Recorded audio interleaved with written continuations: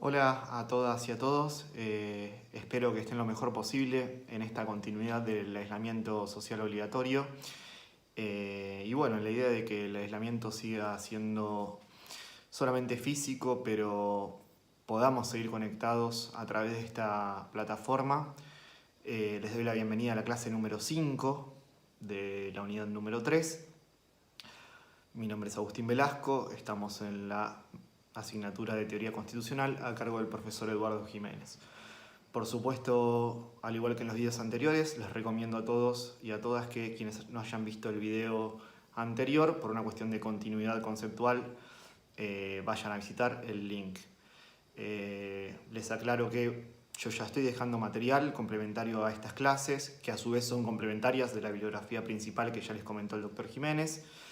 En este caso les voy a agregar un artículo específico del doctor Jiménez sobre el tema de hoy y un video de YouTube que después les voy a comentar su contenido. La clase anterior terminamos explicando cuáles eran las implicancias del artículo 75, inciso 22 de la Constitución. Desglosamos el artículo y analizamos cada una de las frases que allí aparecen y nos faltó llegar a la conclusión final de esta idea, que es cómo queda conformada la pirámide jurídica en el sistema argentino, ¿sí? En los términos del artículo 75, inciso 22, y ya zanjadas todas las discusiones sobre la primacía entre el derecho interno y el derecho internacional, podemos concluir que en el tope de esta pirámide se va a encontrar, por supuesto, la Constitución Nacional y una serie de instrumentos internacionales de derechos humanos que tienen jerarquía constitucional en los términos del 75, inciso 22. Los que ya existen y otros que se pueden agregar, ¿sí?, con los mecanismos que prevé la Constitución. Esto conforma el bloque de constitucionalidad que en principio tiene igual jerarquía, ¿sí?, aunque no tiene igual supremacía. Ya explicamos que la supremacía es un atributo exclusivo de la Constitución. En un escalón inferior a ese tope de la pirámide, que ya no es un vértice tan puntiagudo, sino que ahora parece achatarse porque hay por lo menos varios instrumentos simultáneos, tenemos el resto de los tratados internacionales que tienen jerarquía superior a las leyes. Es decir, tienen menor jerarquía que los que referimos anteriormente, que son todos derechos humanos, pero tienen mayor jerarquía que las leyes que dicta el Congreso. Estas leyes que dicta el Congreso vienen en un tercer escalón o un tercer peldaño, y luego tenemos el resto de la normativa dictada, por ejemplo, los decretos que dicta el Poder Ejecutivo o las ordenanzas municipales. Esos son a grandes rasgos los escalones de la pirámide jurídica argentina.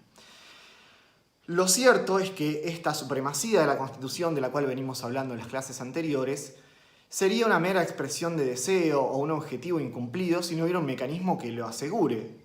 Es decir, de nada sirve decir que tenemos una Constitución rígida y que ninguna ley la puede contrariar o la puede reformar, y el resto de las implicancias de la supremacía que venimos indicando hasta acá, si ante una violación de este sistema no hay ningún mecanismo que asegure que la Constitución sea efectivamente suprema.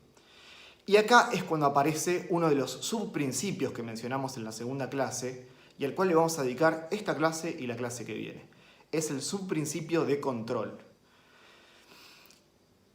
¿Cuál es el fundamento de este control de la Constitución? Bueno, primero les voy a proponer una disyuntiva, una idea. Acá tenemos dos opciones, básicamente. O bien la Constitución controla a todas las leyes, ¿sí?, decretos, leyes, ordenanzas, díganle el nombre que ustedes quieran por ahora, es lo mismo. O bien, todos estos instrumentos, estas leyes, pueden modificar a la Constitución, o pueden violarla, o pueden, digamos, reformarla.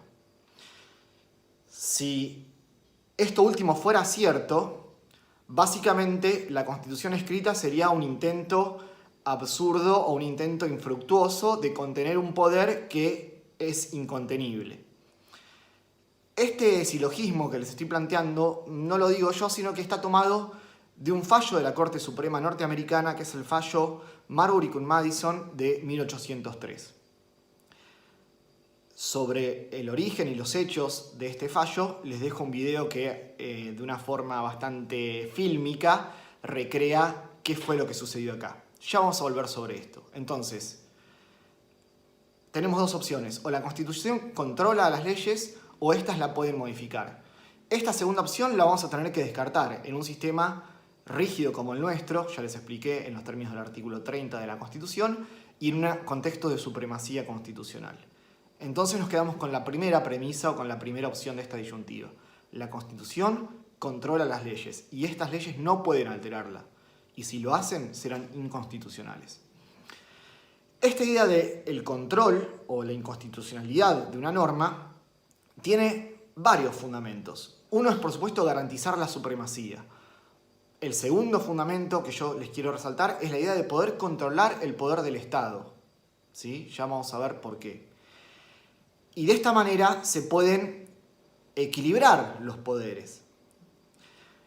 En nuestro sistema constitucional opera el principio de frenos y contrapesos, que básicamente establece que los poderes tienen que estar balanceados. El poder del Estado está repartido en tres, digamos, como consecuencia de la forma republicana de gobierno, y estos poderes tienen que estar balanceados.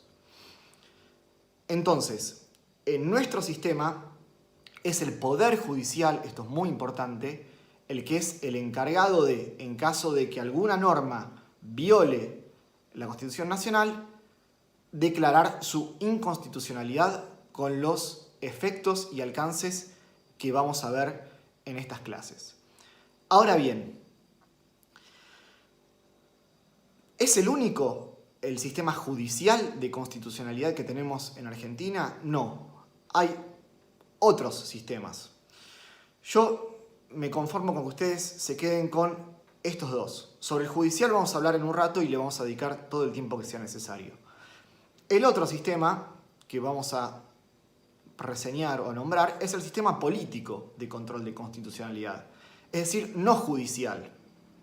Es, por ejemplo, el sistema que se utiliza en Francia con la creación de un Consejo Constitucional integrado por políticos, ¿sí? Por parte de la Asamblea, de la Presidencia, del Senado, que básicamente hacen un control previo de las leyes o pueden incluso someter a su examen algún proyecto de ley, ¿sí?